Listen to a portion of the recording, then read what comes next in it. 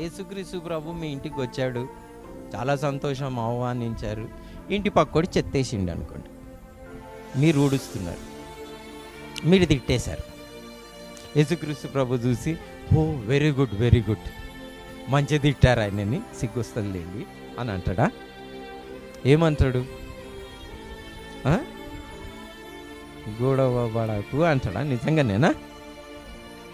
అయ్యో, యేసుక్రీస్తు ప్రభు మన ఇంటికి వస్తే ఎన్ని కష్టాలు తెలుసా మీకు?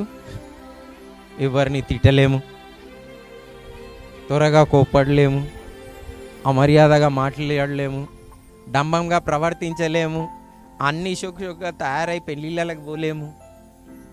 పోతారంటున్నారు చర్చిలో ఇట్లా అట్లా కూర్చొని వాట్సాప్లో గిట్లా చూడలేం. ప్రభు వెరీ గుడ్ వెరీ గుడ్, నన్ను ఆహ్వానించారు, మీరు వాట్సాప్ చూసుకోండి అని అంటాడా? ఒకసారి ఆలోచించండి.